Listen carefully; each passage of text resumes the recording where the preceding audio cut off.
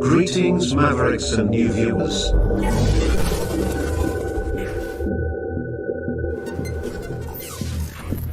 Tonight, direct and live from the Maverick News Network World Studios. This is Maverick News with Rick Walker.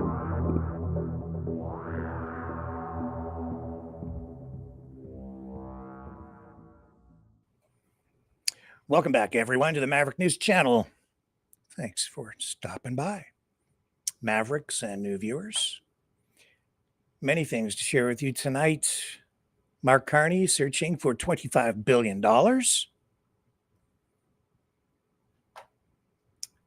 More fallout from the Epstein, I don't know, do you call it a scandal or just a disappointment? The missing video,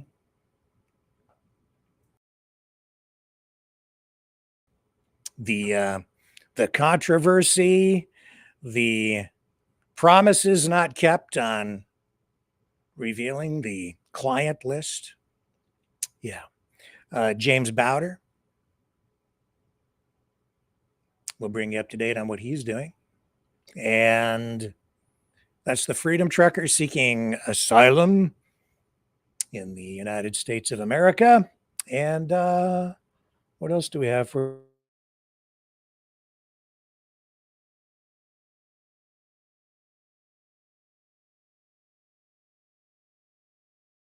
Very important. I'm going to show you some of the destruction. In recent days by the Russians as they continue to launch some of the largest, if not the largest, assaults on Ukrainian cities since the beginning of the war, the full-scale invasion. Stay with me. We'll be right back after this.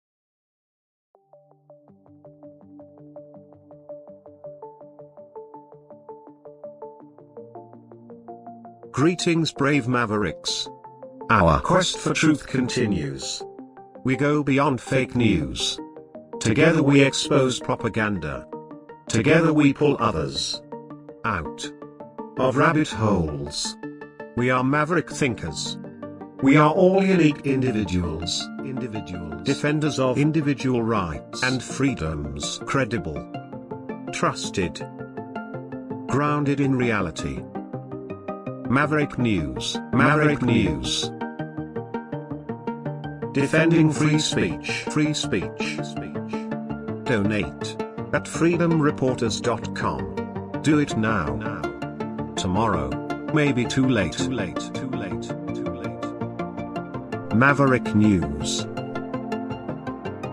The world is watching.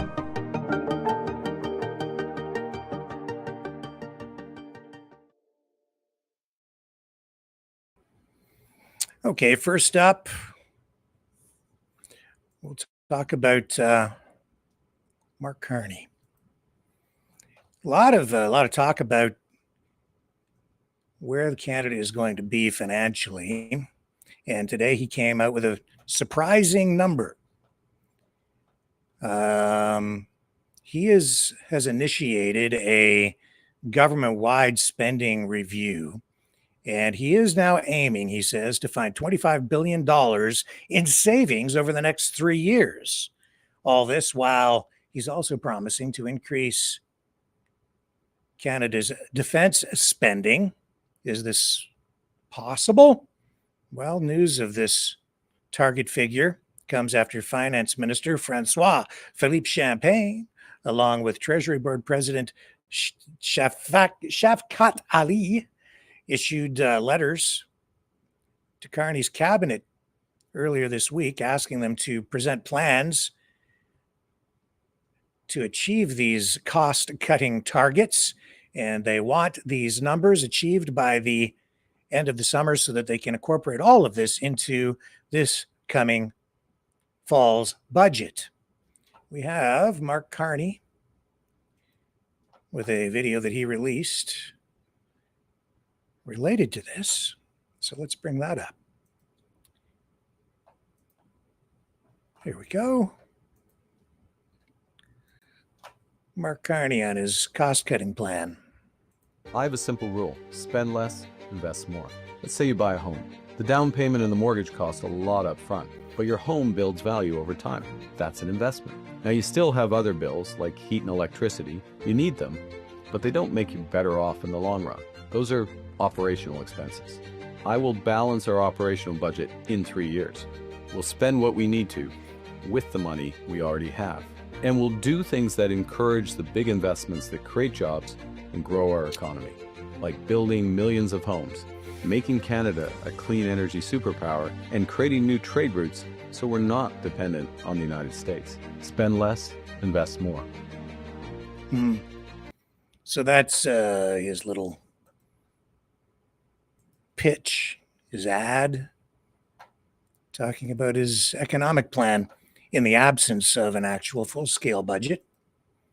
Nevertheless, I can't complain too much today because the price of gas is still down about $1.19 a liter where I sit today. And I know that across Canada, you're looking at anywhere from about, well, $1.18, $1.19, all the way up to, maybe $1.29, $1.30, $1.34 in some parts of the country. Depends on where you are.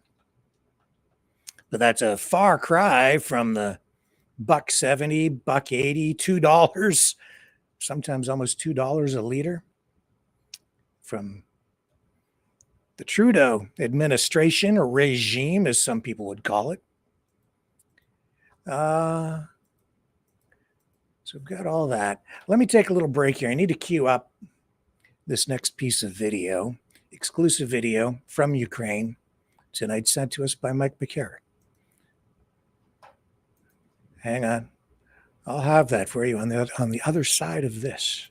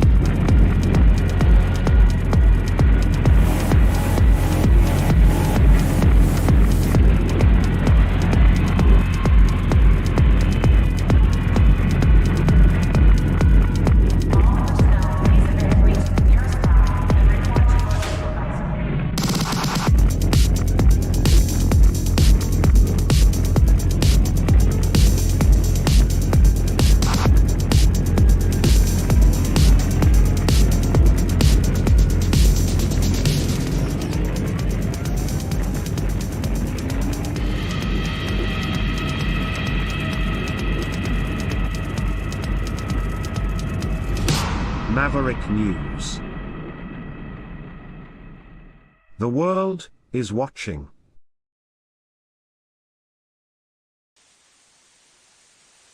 Someone very profoundly once said many years ago that if fascism ever comes to America, it'll come in the name of liberalism.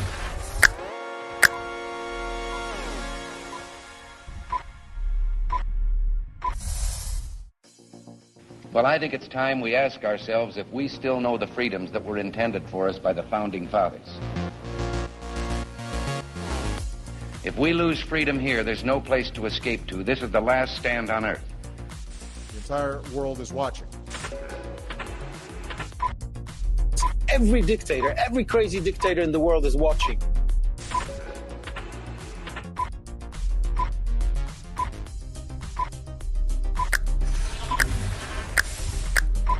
The world is watching. On TV, the entire world is watching. On social media.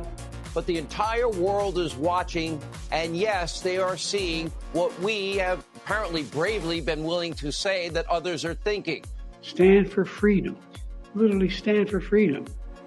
Let's get this done. The entire world is watching. We're at war with the most dangerous enemy that has ever faced mankind in his long climb from the swamp to the stars. Maverick News. Maverick News. Maverick News. Let me have more control of my own destiny. The world is watching.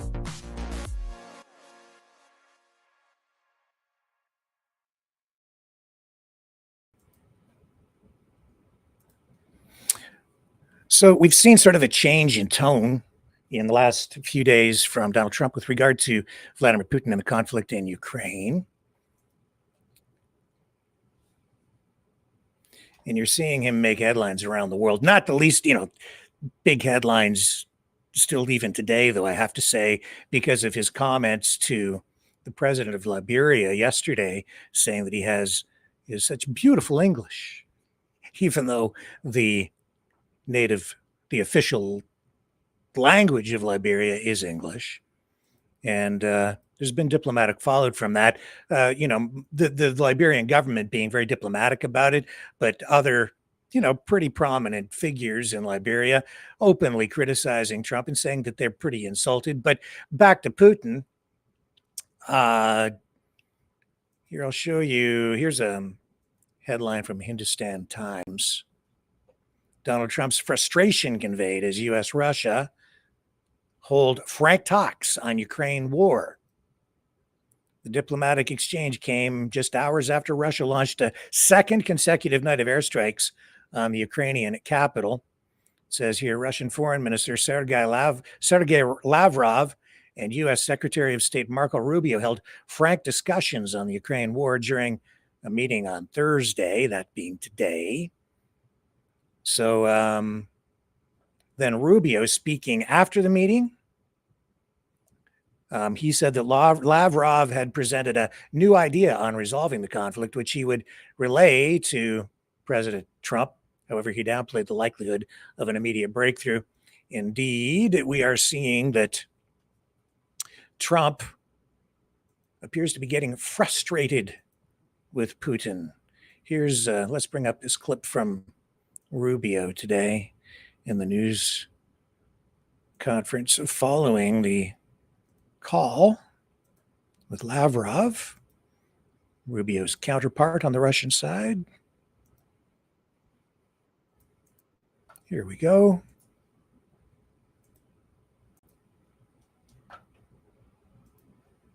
Important to note that since January of this year, as an example, just to give you on the Russian side, they've lost 100,000 soldiers, dead. Not injured, I'm talking about dead. And on the Ukrainian side, the numbers are less, but still very significant.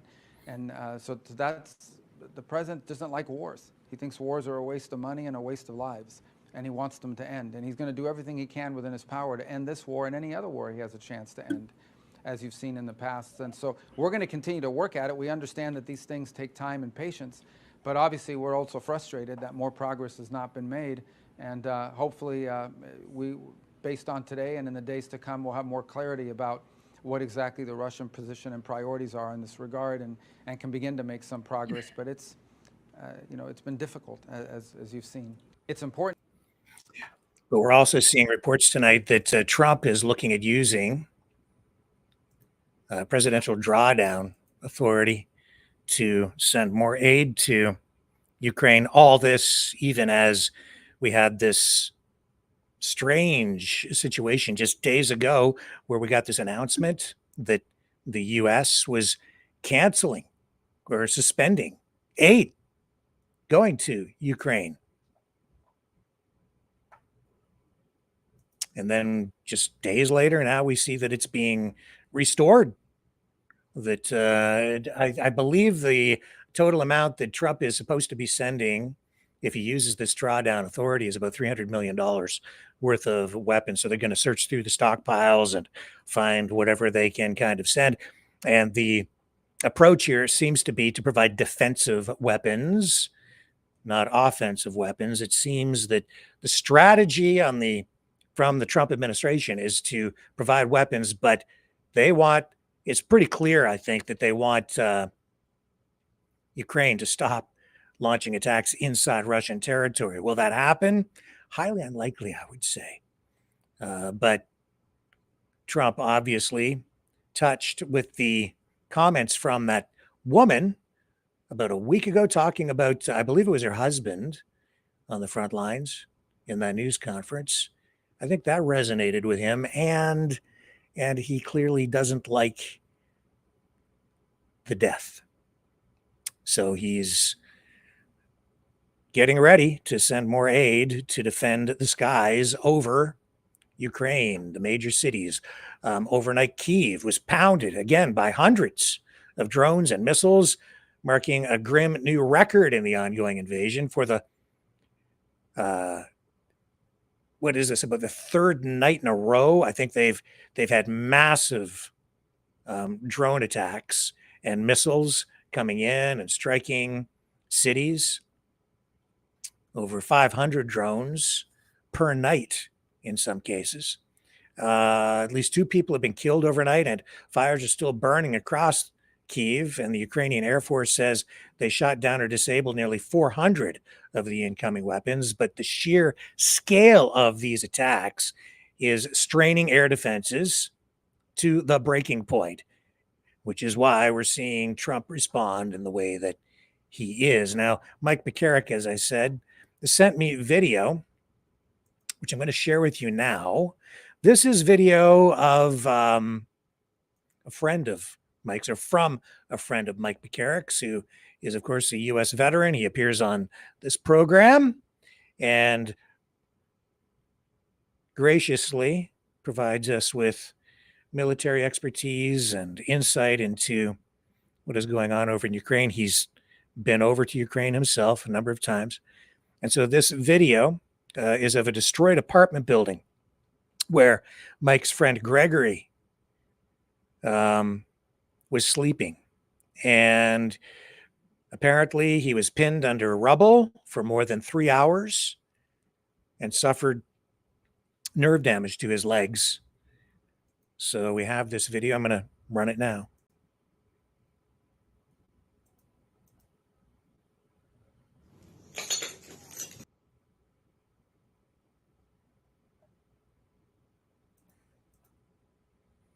Oh, he froze up.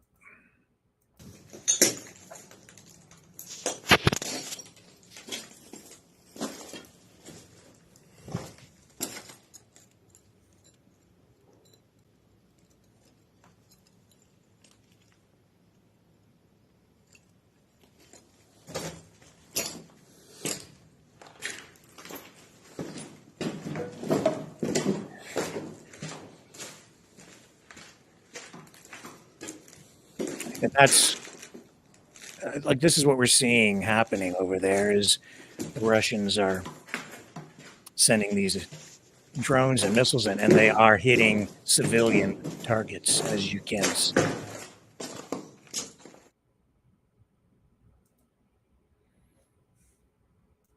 So thank you, Mike McCarrick, for sending that to us. There is, of course, cautious optimism, I guess, on the Ukrainian side tonight about possible renewed U.S. support. Trump says he's going to send it. And this all coming again just days after this controversial pause in weapons deliveries, which many people on the MAGA side have been cheering, people who feel that it isn't worth it to support Ukraine. And Trump announced the resumption of artillery shells and rocket supplies as part of this. It's a move that caught many by surprise. And he has been very inconsistent in his approach to this conflict. But I am seeing many analysts tonight saying that this seems to signal some sort of a change in Donald Trump's attitude. Like, they're saying he maybe is beginning to wake up to the idea that Vladimir Putin has been playing him and he's about reached the end of his patience. So we shall see. Also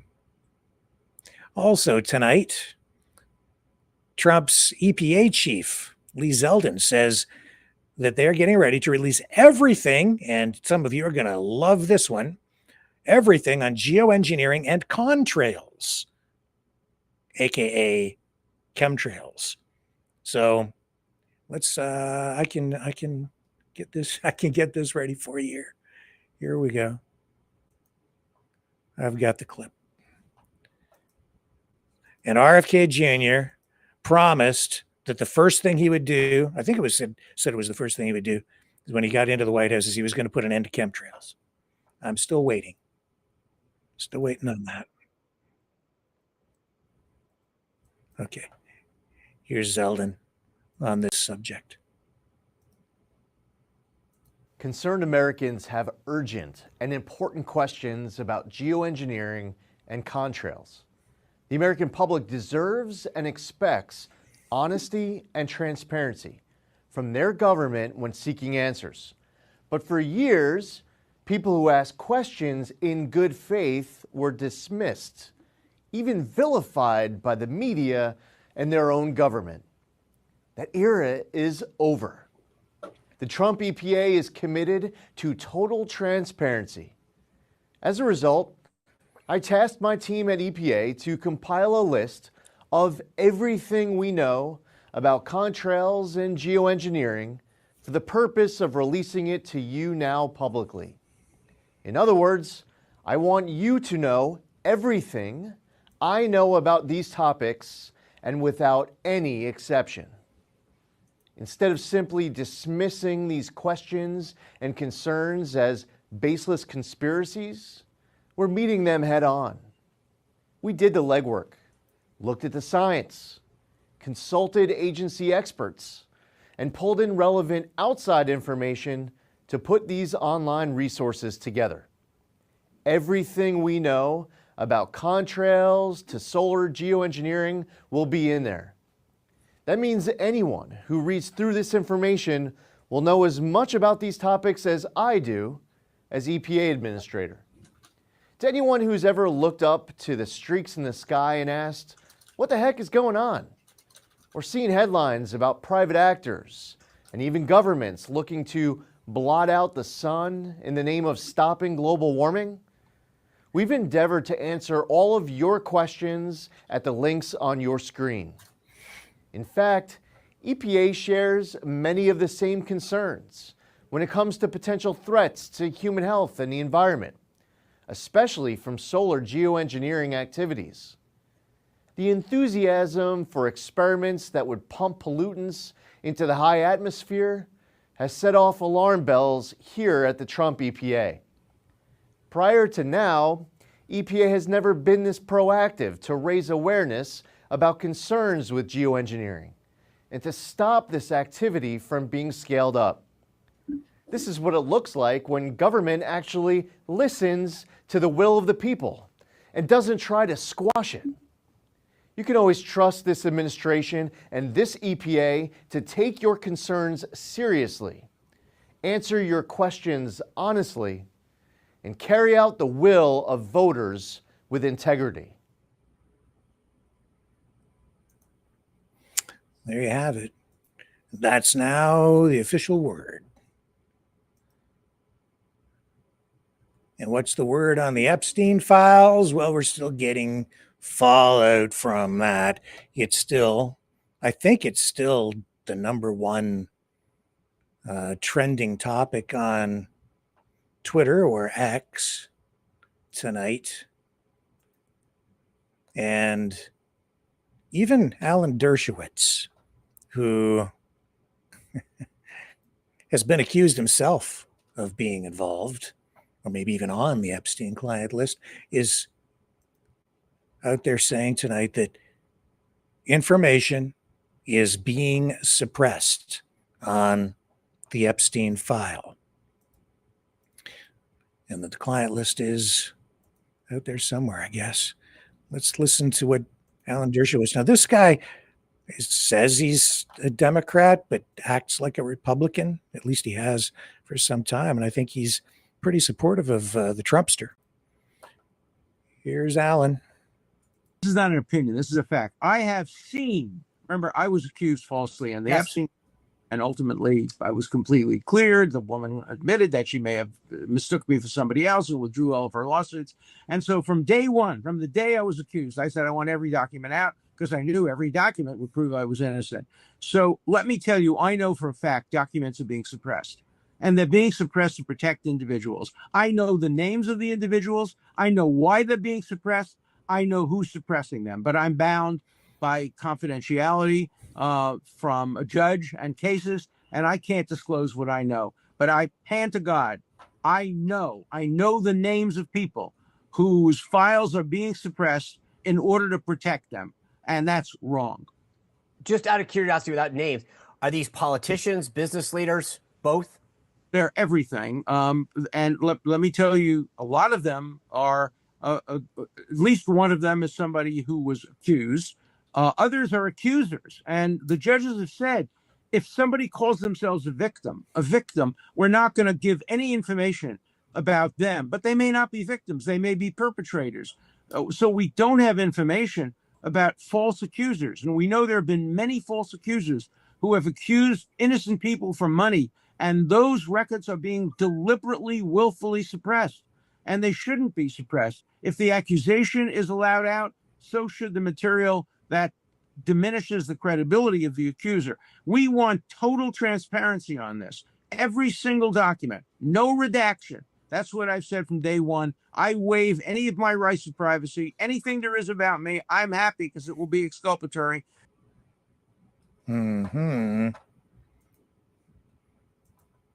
As I say, he's been accused himself. So a lot of people just not buying it. And a lot of people doubling down on calls for Pam Bondi to resign or be fired. People think they're hiding everything. Conspiracy theory or truth? As I said the other night, we don't know what the truth is because they were either lying before when they said that the previous administration was hiding everything, or they're lying now when they say that there's nothing there, that the client list doesn't exist. I don't know how Donald Trump gets out of this one, or Dan Bongino, or Kash Patel, or Pam Bondi, or the many others who have been benefiting from all of these attacks based on the Epstein story. And now we'll have to see how it plays out.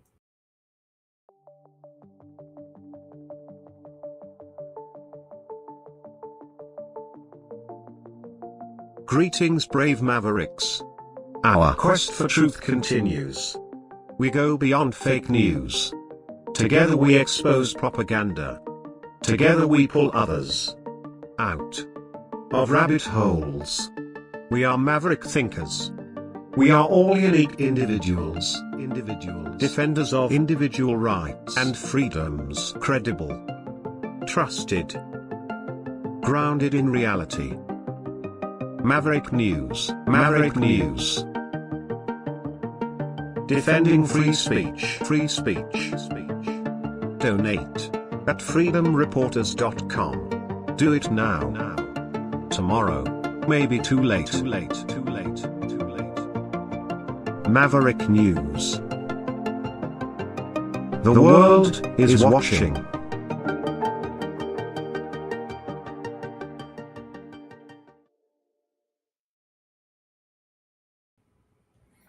Okay. So this is Nick Adams, Trump's new nominee for U.S. ambassador to Malaysia.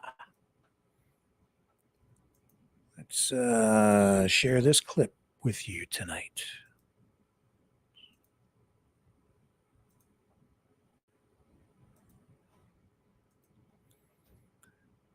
Here we go. Nick Adams. Unfortunately, today, it's more important to be a minority than it is to be a qualified person. We're going to be delivering truth bombs. How the most persecuted group in the United States of America are straight, white, Christian men. That's the reality. We're going to be talking about the need for men to be men and women to be women. Unfortunately, today... Okay.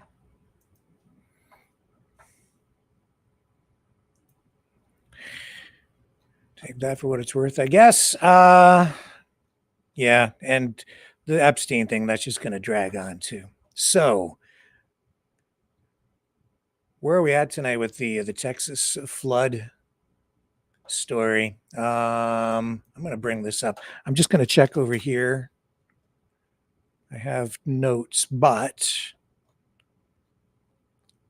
Should check on this. And did Trump issue any new tariffs today? We'll do a Trump Truth Social scroll in just a moment.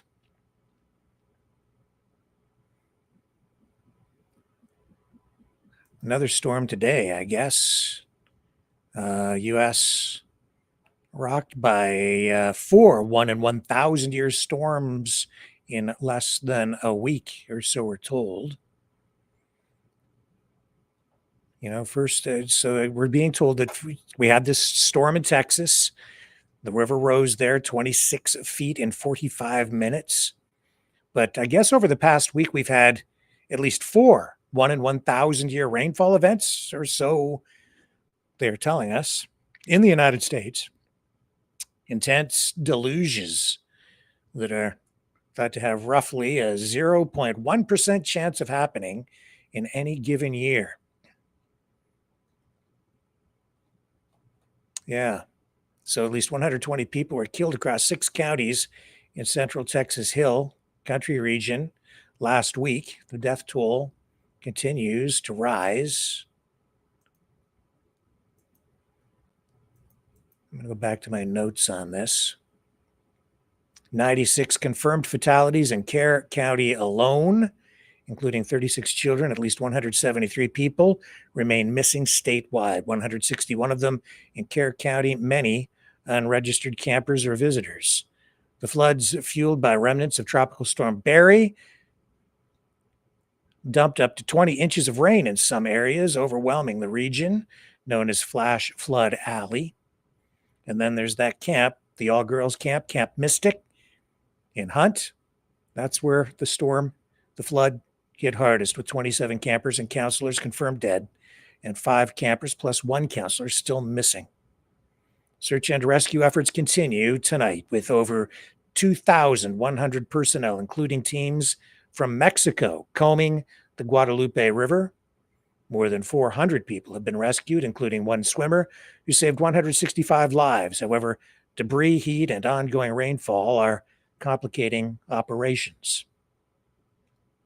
So questions continue to mount about the county's alert system, and the National Weather Service issued flood warnings as early as July 3rd, but some residents report receiving no alerts until hours after the floods began, and Kerr County officials have faced criticism for delayed responses, with the firefighters' 4:22 a.m. request for a mass alert reportedly stalled for nearly 6 hours.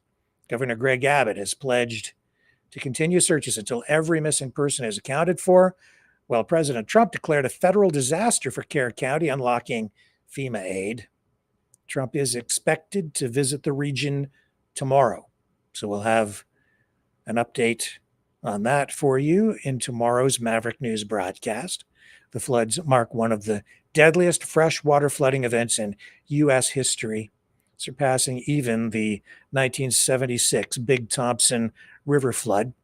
As cleanup begins, residents like Kathy Perkins, whose trailer home was damaged, and others who lost everything are seeking refuge in Red Cross centers.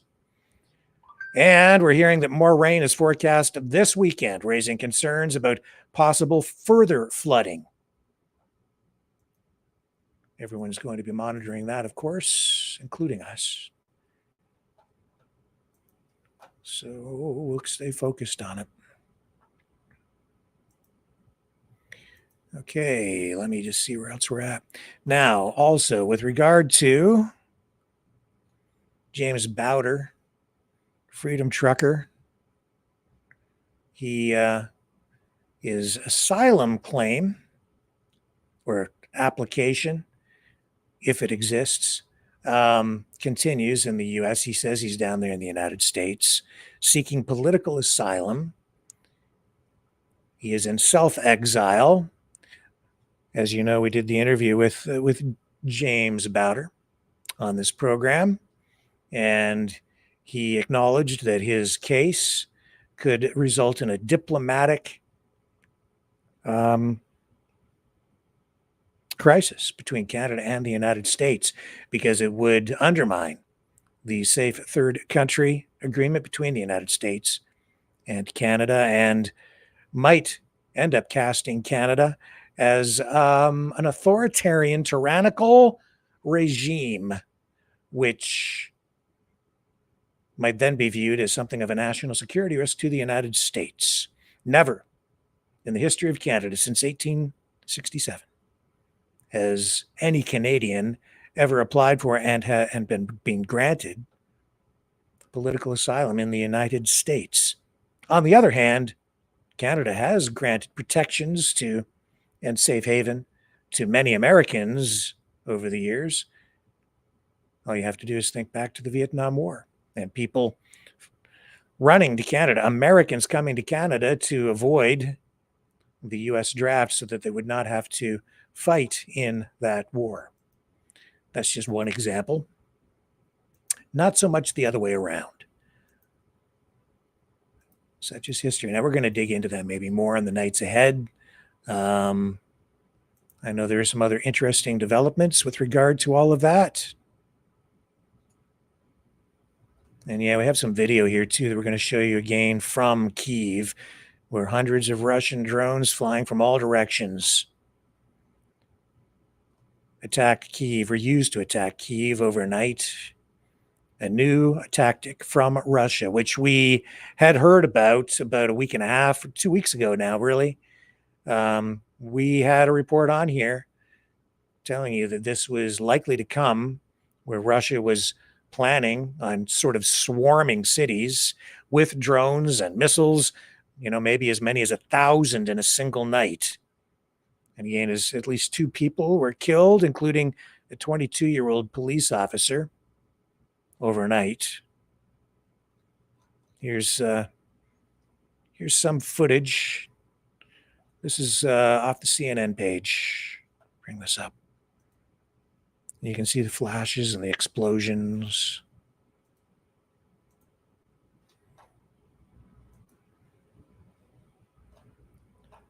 Right there. And that's from a distance, and you can tell those are massive explosions. And Ukrainian air defense is being strained.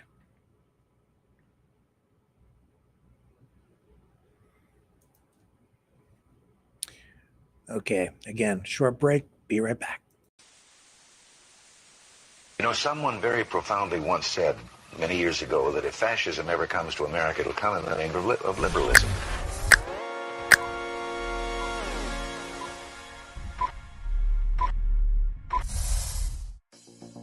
Well, I think it's time we ask ourselves if we still know the freedoms that were intended for us by the Founding Fathers. If we lose freedom here, there's no place to escape to. This is the last stand on Earth. The entire world is watching. Every dictator, every crazy dictator in the world is watching.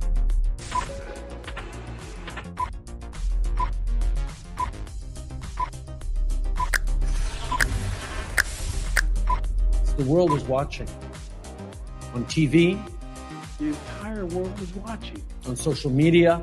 But the entire world is watching, and yes, they are seeing what we have apparently bravely been willing to say that others are thinking. Stand for freedom. Literally stand for freedom. Let's get this done. The entire world is watching. We're at war with the most dangerous enemy that has ever faced mankind in his long climb from the swamp to the stars. Maverick News. Maverick News. Maverick News. Let me have more control of my own destiny. The world is watching.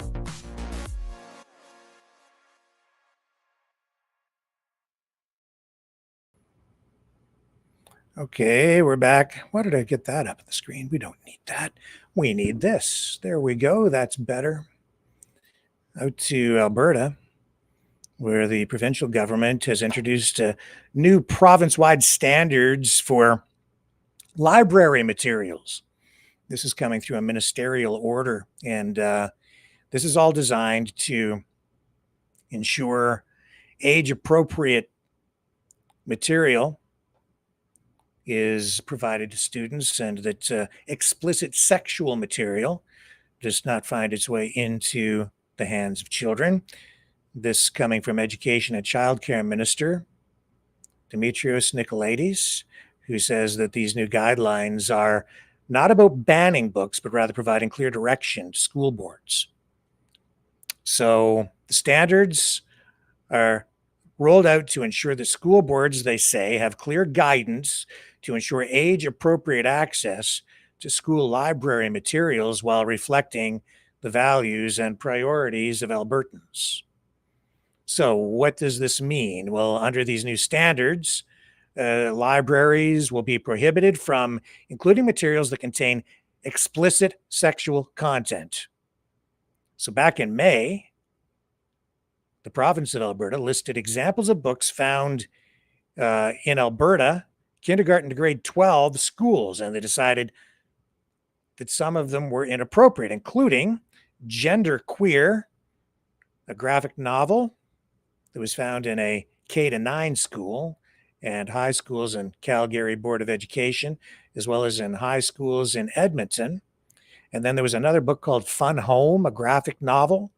Blankets, which is a graphic novel. It was found in schools with students within the kindergarten to grade 9 range in Edmonton. And then there was, this one, well, it's pretty self-explanatory what it's about.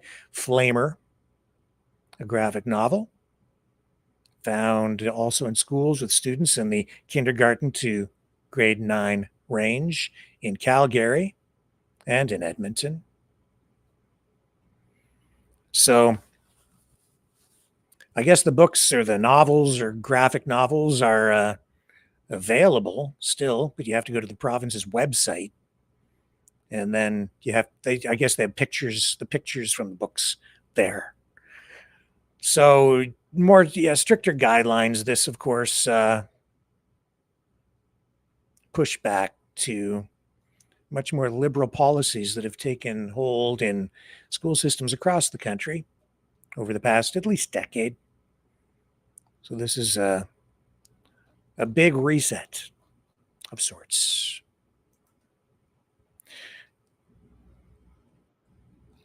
So, oops, I've got audio playing in my headphones. It's distracting me. Sorry about that. Also, there's this story tonight about charges being laid against a conservative related to the election stuff. Maybe I think I still have it. I'm a little disjointed here at the moment. Not that one. Yeah, here it is. Elections Commissioner. Here, I'll bring this headline up. This one's over on CTV. But also, I know that this is where I found it.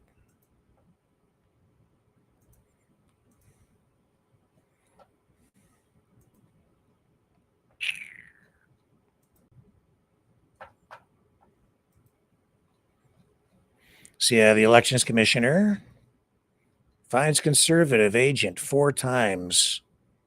And the Elections Commissioner has levied 4 fines totaling $4,500 against an accountant relating to his work as an agent for the Conservative Party. So the Office of the Commissioner of Canada Elections says it doubled or tripled the fines issued to William Healy because he demonstrated intent or negligence. 2 of the fines relate to Healy's work as the official agent for Jay Shin, the Conservative candidate in Burnaby South in the 2019 election. It says Healy was fined for failing to pay a claim and failing to provide an updated statement of claims in relation to 12 unpaid claims totaling $9,080. This is accounting stuff. The commissioner says Healy has a history of non-compliance for similar violations. Small potatoes, I would say, in the eyes of many who think that the elections maybe not as forthright as they would like them to be. You can view it any way you want. Federal agents clashing with protesters during ICE raids at a Southern California farm.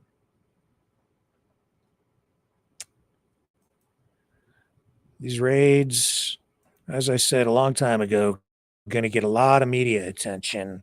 The optics, not pretty.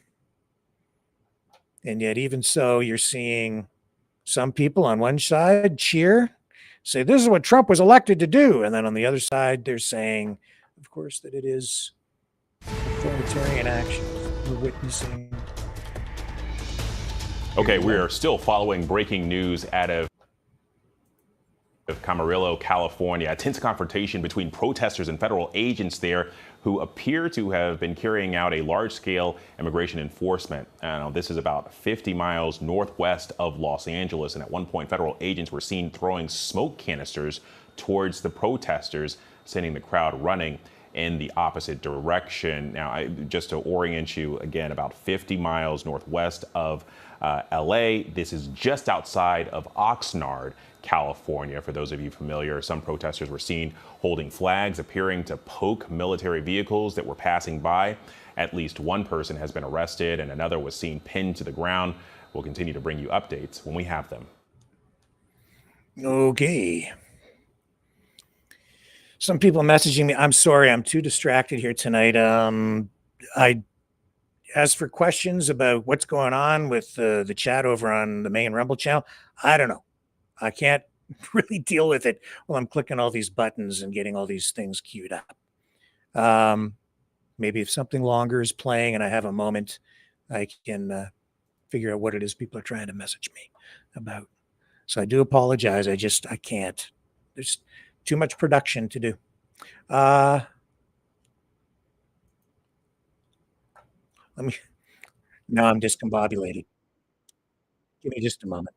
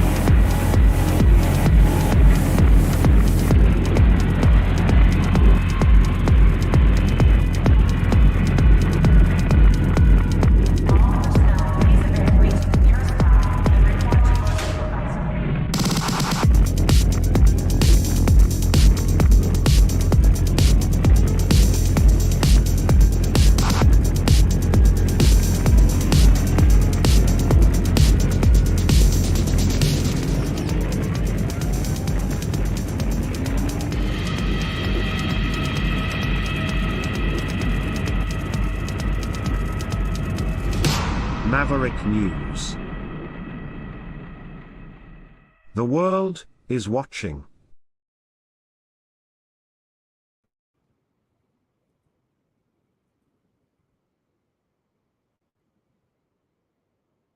Okay, I'm back. Sorry, I've got this video playing over there in my headphones again. Yeah, anyway, there's also something going on. Let me just check this because I think there was another incident out in the LA area today. Let me just get the latest on this for you. Yeah, in Los Angeles, this tunnel collapse.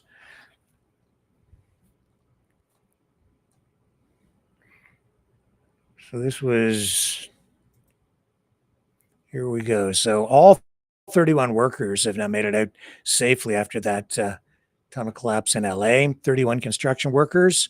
They were far inside a huge industrial tunnel in LA, and they have made it to safety after a portion of it collapsed last night. An outcome that officials are calling a blessing. This cave-in apparently happened between the tunnel boring machine 5 miles inside from the entrance and the construction crew that was working there 6 miles in was affected by this. It's a $700 million project. The workers are about 400 feet underground, and the tunnel is being constructed almost entirely underneath a public right-of-way. The structure is about 18 feet wide and is going to end up being, in the end, 7 miles or 11 kilometers long. And it's going to carry treated wastewater from LA County to the Pacific Ocean. Firefighters say workers there had to climb over 12 to 15 feet of fallen dirt and debris to reach the tunnel boring machine, and then were transported by vehicle back to the opening. So this, very much like what can I say? A mining accident of sorts, but in this case, they're digging a giant tunnel. We've got a clip for you from the news conference. Let me get this up for you.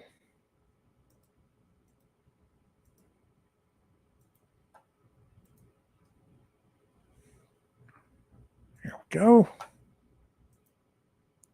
So many, many things to click. Tunnel under construction in Los Angeles collapsed last night, trapping 31 workers. The cave-in happened 8 kilometers in from the tunnel's entrance. Workers scrambled over a 19-meter high pile of dirt to escape. They were rescued about an hour after the collapse. Every worker got out, some with minor injuries. What started out as a very frightening evening. I know when we raced down here, I was so concerned that we were going to find tragedy. Instead, what we found was victory. All of the men that were in that tunnel rescued up safe. My in-laws over here called me and they said that she got an alert that the Citizens app that the tunnel collapsed. So I live down the street. I ran over here and I asked the police, please let me through. And my husband's in there, and I just want to know if he's okay. And they said they couldn't give me any information, and they don't have service in the tunnel, so I knew I wasn't gonna get a call from him. But then as I'm sitting here waiting for him, he called and he said he's out and everything's gonna be okay. So I gotta hear from him, and they're rescuing people out of there, and thank God everybody acted quick. Every day that he goes in there, we don't know if he's gonna come out. It's a dangerous job for anybody that goes down there. We were very lucky this time. We had over 100 resources that were here, over 100 firefighters and paramedics here to respond to this incident. It was determined that a structure failure of the tunnel lining failed approximately 5 to 6 miles in, trapping that we thought 27 individuals. 4 actually went in to rescue, to assist, so a total of 31, and a total of 31 were evaluated afterwards. The workers had to climb through debris. They had to make themselves out through, and then rescuers actually came to them to assist them out. Okay, that from Global compilation put together by Global News that we just tapped into there. And I just want to double back to the Bowder story because I'm not sure. I kind of got distracted by the text messages coming in. What the point of me talking about it before was, and I'm not sure that I touched on it, is I did request from James Bowder a copy of his I-589 application, which is an application for amnesty or asylum in the United States. And that was 3 days ago that I requested that, or 4. And so far,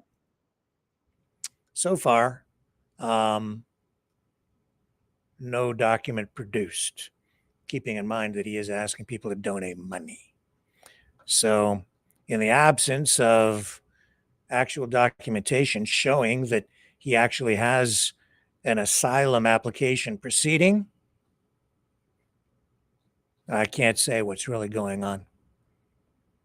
But I don't. He's not produced any forms, any application, nothing to indicate that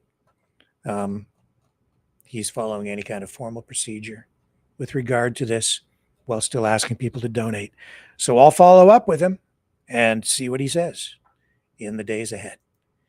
Okay, let me just take another quick break. More news on the other side of this.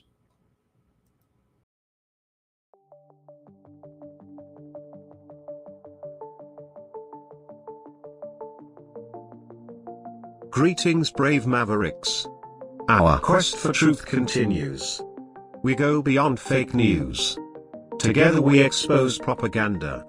Together we pull others out of rabbit holes.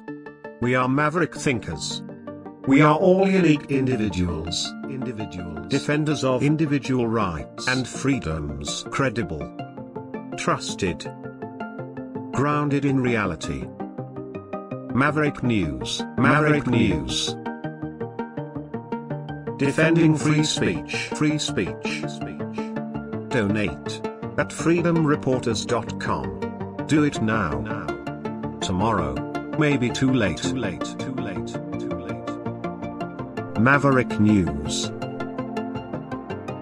The world is watching.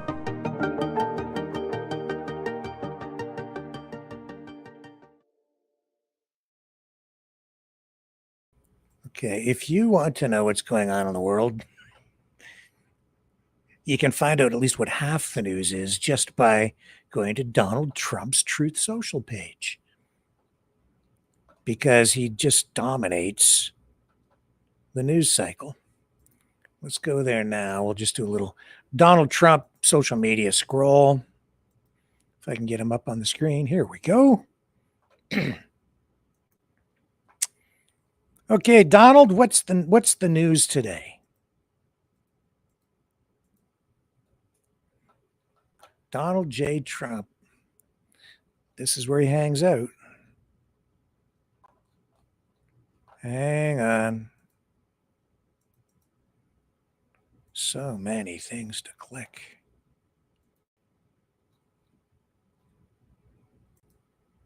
There it is. There's Donald's page.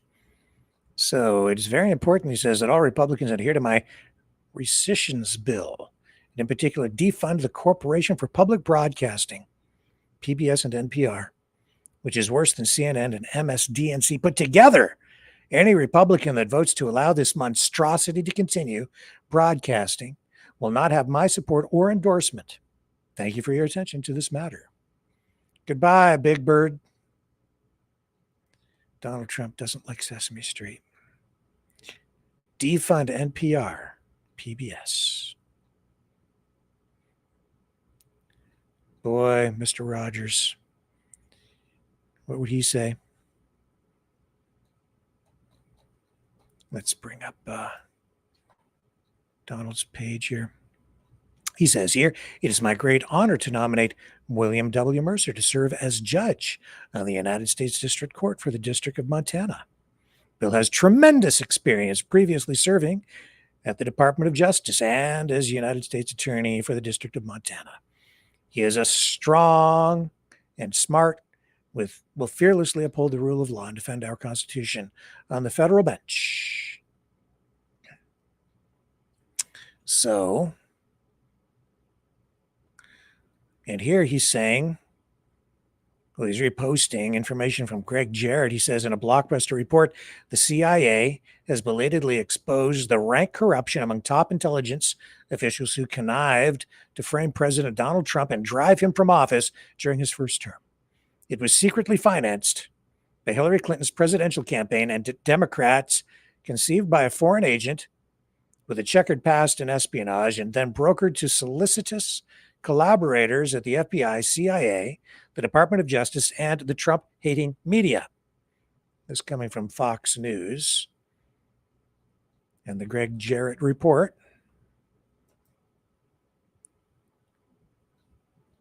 There it is there. Let's take a look, shall we, at the Jarrett report.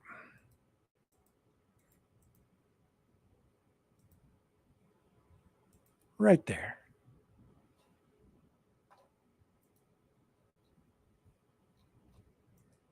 Coming up on the screen for you. Okay, Mr. Jarrett, take it away.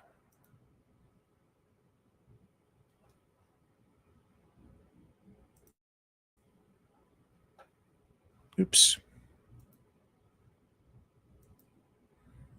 It's not running. Come on, Greg, where are you? Here we go. Too many things open. I think I've got it coming up. Here we go.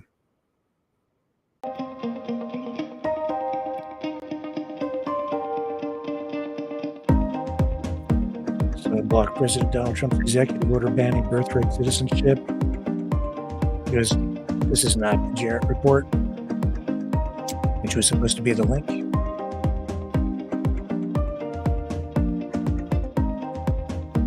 But yeah, this is Headlines: Mamdani lands endorsement of a top Cuomo backer in New York City mayoral primary. Zoran Mamdani. Keep an eye on him. He's got traction. He's got momentum.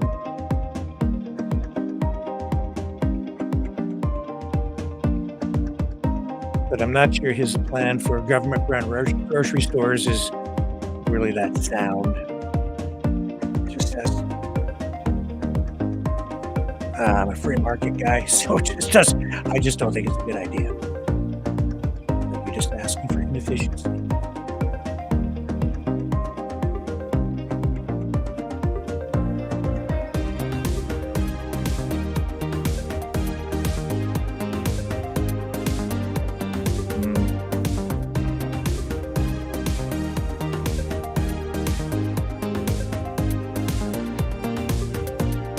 Losing her husband. Yeah. Oh, I also saw that Paul McCartney, I think he's 83 years old. He's going on tour in North America.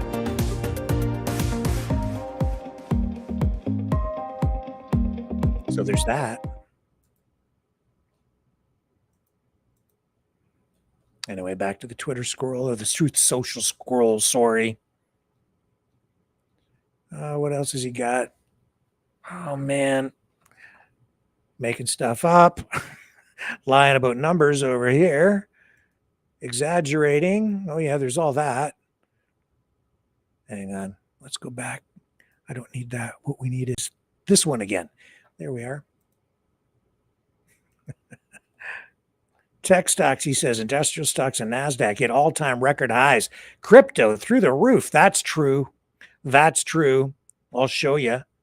NVIDIA is up 47% since Trump tariffs. USA is taking in hundreds of billions of dollars in tariffs. Country is now back.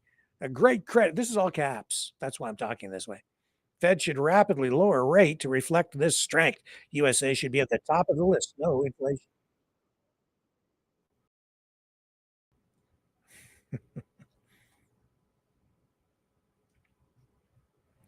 All kinds of stuff going on. Oh, this one here. I'm announcing this was actually yesterday, the 50% tariff on copper effective August 1st. After receiving a robust national security assessment, copper is necessary for semiconductors, aircraft, chips, ammunition, data centers, lithium-ion batteries, radar systems, missile defense systems, and even hypersonic weapons, of which we are building many. Copper is the second most used material by the Department of Defense. Why did our foolish and sleepy leaders decimate this important industry? This 50% tariff will reverse the Biden administration's thoughtless behavior and stupidity. America will once again build a dominant copper industry. This is, after all, our golden age. Now, I know that on the Canadian side, Melanie Joly, Foreign Affairs Minister, let me just...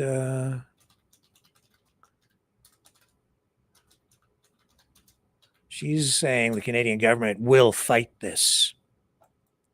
Here, I'll show you. I was looking at this earlier today.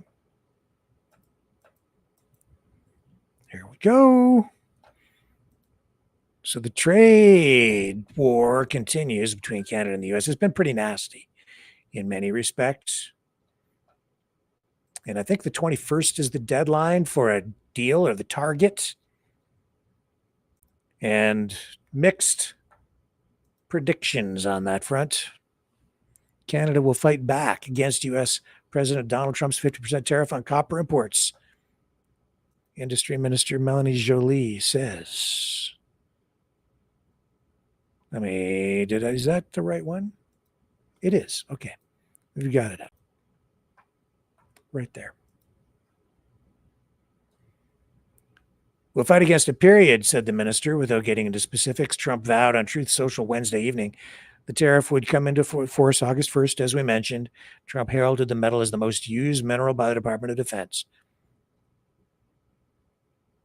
And every day we are in a tariff war, Joly said, and we are defending ourselves. Joly told a group of reporters this morning in Vancouver. Let me find you the clip. So this is like a tariff a day with Trump. You just don't know what you're going to get from one moment to the next. He flips, he flops, he twists, he turns. And yeah, I don't know if I've got the, I probably shouldn't try to cue this up because it's a little bit, well, we've got her here. Okay, we can go to this, I believe. No, that's not the one we want. Okay, never mind. I'm not gonna torture you with it. All right, I need another quick break while I cue some more stuff up for you. Back on the other side. Don't go away.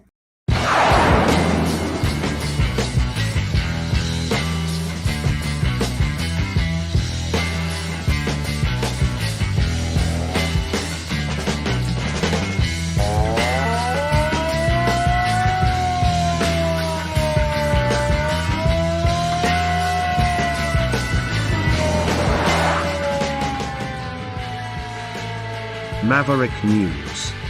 Fighting for freedom.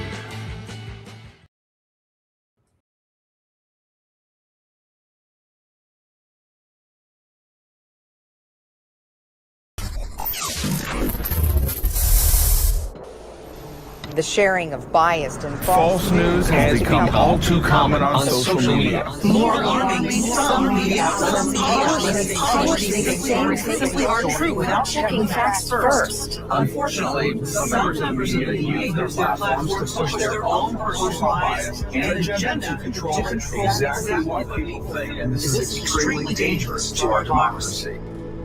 In an ocean of lies a century deep, the truth awaits.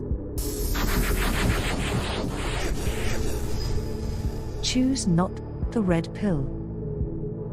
Choose not the blue pill. For both are an illusion. Discover the power of M. The power of individuality. We are mavericks, we are the way to the light. Fear not the storm. Join our quest for truth. Truth will set you free.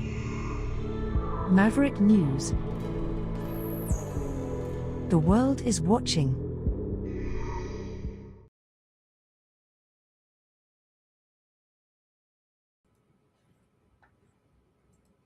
Yesterday, we told you that we had some Republican politicians issuing a letter to Canada expressing concern, frustration with the smoke coming from Canada's wildfires, saying that it's choking them down there. Well, Manitoba's premier is kind of hitting back today. Bob Canoe has issued a second state of emergency, declaring that for Manitoba because of the wildfires burning in his province. He says the primary reason that they've called the latest state of emergency is because they need access to more facilities to be able to shelter the large number of Manitobans who are being forced to flee their homes due to the wildfires. And they're saying that evacuees will soon be able to go to the Layla Soccer Center and Billy Masenko Arena in Winnipeg. And as well as that, Canoe is saying the province is going to move forward with an order to have access to the RBC Convention Center in Winnipeg's downtown area.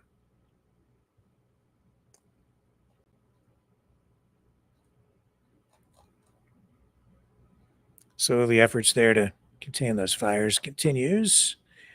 Off to Alligator, Alcatraz.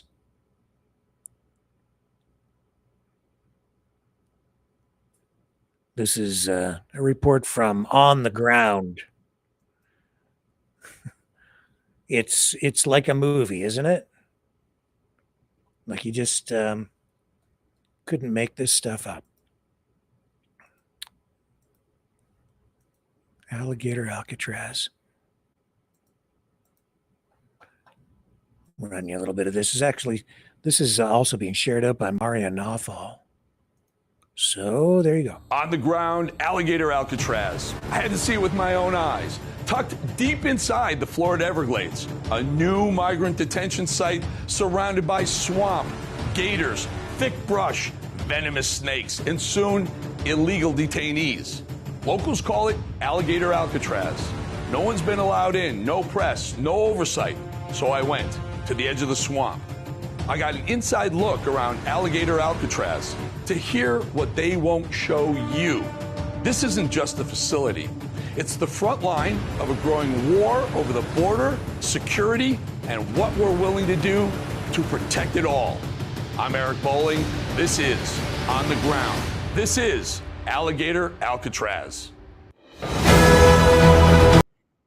Enough.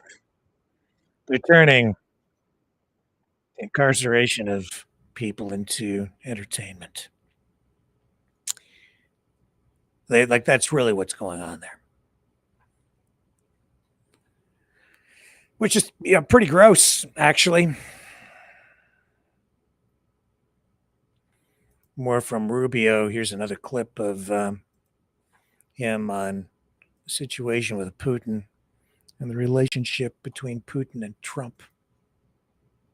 Can I ask you one more quick question on Russia? Just these ideas that were put on the table today, would you characterize them as new ideas from the Russian side that the Trump administration had not heard before? Yes. Well, I think maybe, yes. I think it's a new and a different approach. Again, I wouldn't characterize it as something that guarantees a peace, but it's a concept that, we'll take back to the president today and here as soon as I finish with you. I just wanted to. Can I ask you one more quick question on Russia? Just these ideas. Okay. What else do we have?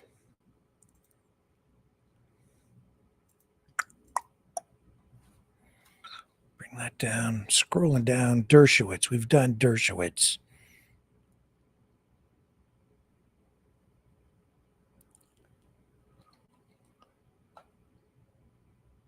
Yeah. And here's another look at that raid at the farm near LA. Here we go.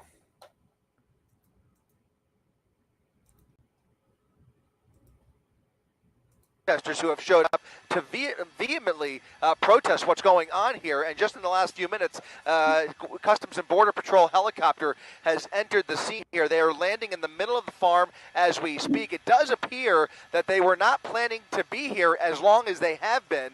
And so this helicopter that you're looking at here, guys, apparently just made a run over to Van Nuys Airport for some cases of water, which is what they're bringing into the scene here. So there are a whole team of ICE agents at the farm. There are other agents down there as well as the National Guard police standing guard and protecting Laguna Road as this enforcement action takes place right here, going into hour number 4 this afternoon. Again, a major situation transpiring here in Camarillo, and it does not appear that they were intending to stay this long. Donald Trump's America.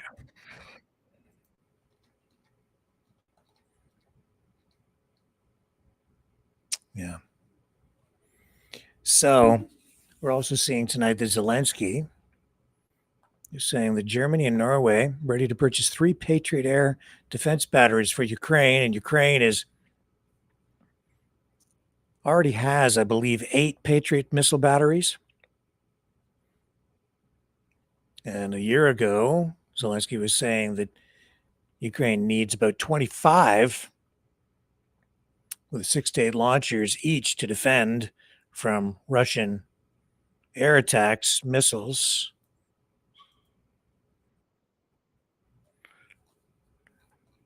And now we're seeing the heaviest bombardments since the beginning of the war.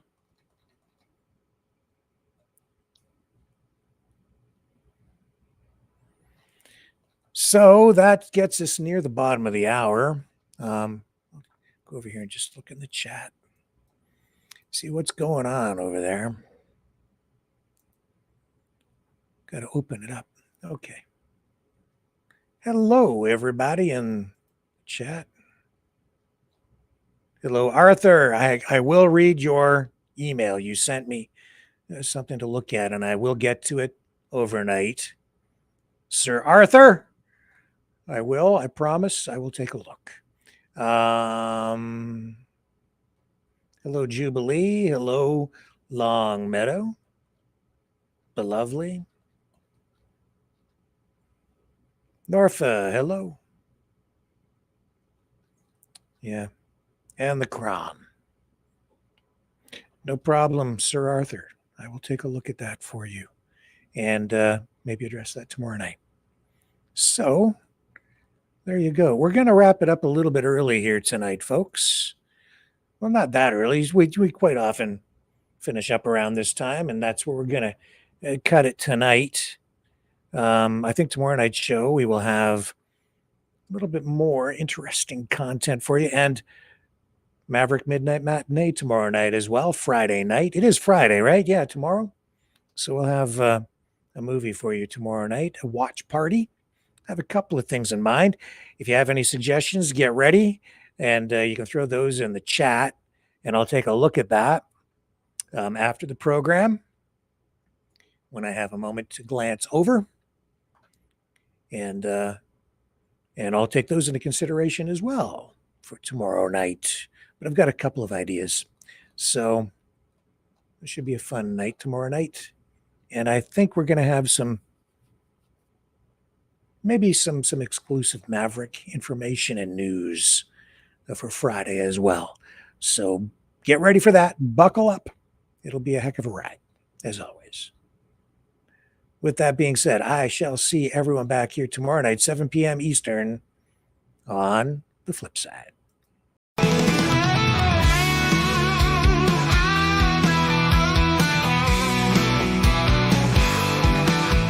I heard old Cosmo howling last night up on the hill where the moon shines so bright.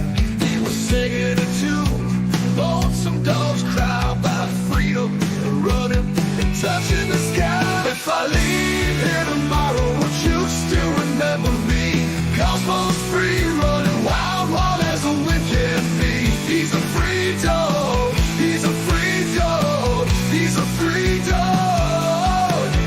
Cosmo's got them paws that just itch to roam. He's chasing his dreams, he's far from home. With a heart full of love and a spirit so free, he's living his life wild and carefree. If I leave here tomorrow, would you still remember me?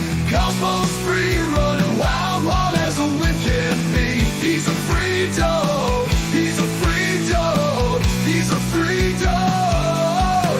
He's got the stars in his eyes, the wind in his fur, a tail that wags like it's never heard of the blur. Cosmo's on a journey, he's got no chains. He's running through fields, breaking all the lanes.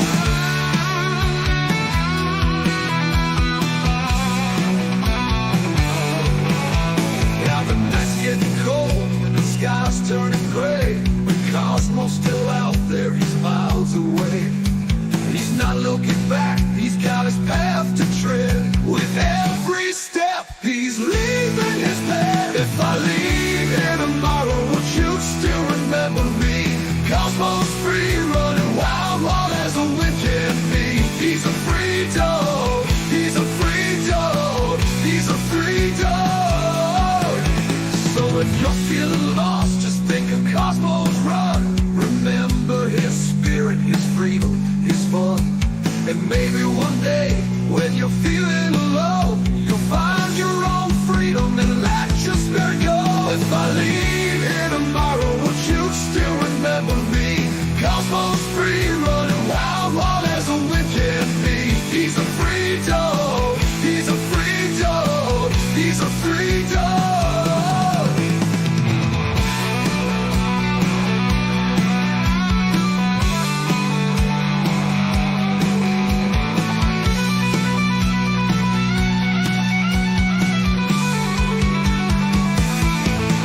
He's got the stars in his eyes, the wind in his fur, a tail that wags like it's never heard a bird. A heart full of love and a spirit so free. He's living his life wild and carefree. He's got the stars in his eyes, the wind in his fur, a tail that wags like it's never heard a word. Cosmo's on a journey, he's got no chains. He's running through fields, breaking all the lanes.